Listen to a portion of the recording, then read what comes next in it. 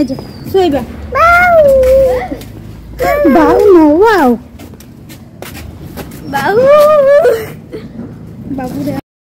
Hello everyone, আসসালামু আলাইকুম। সবাই মিলে চলে যাচ্ছি কিন্তু বাড়িতে মিশন ঋতুর বিয়ে আর আমাদের ছোট্ট বোনটার বিয়ে, আমাদের পরিবারের সব থেকে ছোট্ট মেয়ে, তো ওরই বিয়ে। আমরা সবাই মিলে কিন্তু চলে যাচ্ছি বাড়িতে। আর আমার ছেলে মেয়ে দেখেন খুবই দুষ্টুমিতে ব্যস্ত।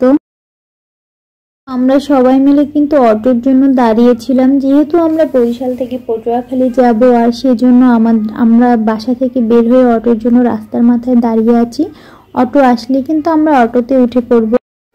তো অবশেষে হচ্ছে আমার মেয়ে নাছর বান্দা তার পাপার বাইকে উঠবে, আর সে বাইকে উঠে বসে বসে পাপা পাপা বলে ডাকতেছিল। সে কিন্তু পাপাকে অনেক ভালোবাসে। তার ভালোবাসার দুটো মানুষ আছে, একটা হচ্ছে তার পাপা আর একটা হচ্ছে তার মা। যে আমার দুই ভাই বোনকে সে খুবই পছন্দ করে। আমার দুটো বাচ্চাই তার খালা আর মামাকে খুব পছন্দ করে, যেহেতু খালা আর মামা বলে তারা না ডেকে পাপা আর মা বলে ডাকে। সো আমরা কিন্তু বাসে চলে এসেছি, আর আমার মেয়ে এসে কিন্তু দুষ্টুমি শুরু করে দিয়েছে। আর রূপাতলি থেকে আমরা বাসে উঠেছিলাম। এটা হচ্ছে বাসটা ছেড়ে এসে রূপাতলির বাস স্ট্যান্ডে যে একটু গোল চত্বরে। তো এখানে প্রচুর প্রচুর জ্যাম থাকে, দেখেন মানুষের কত হই হুল্লো আর কত কারণ এই জায়গাটাতে এমন কোনো দিন নাই, এমন কোনো মুহূর্ত নাই যে এরকমটা জমজমটটা থাকে না। শুধু মনে হয় রাতে, অনেক রাতে তাও যে জমজমাটটা কম থাকে, কিন্তু এছাড়া আমি যখনই গিয়েছি তখনই দেখেছি এখানে প্রচুর প্রচুর জ্যাম থাকে আর জমজমাট থাকে। আর এই ফলের দোকানগুলোতে মাশাআল্লাহ অনেক অনেক ভালো বেচা কিনা হয়। তো এরপর হচ্ছে আমরা কিন্তু ব্রিজটা পার হয়ে চলে যাচ্ছি। এটা হচ্ছে দবদবিয়া ব্রিজ।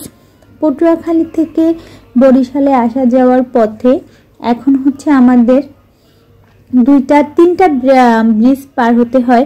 যেমন এইটা ছিল, তারপরে হচ্ছে আপনার পায়রা একটা ছিল, পটুয়াখালীতে একটা ছিল।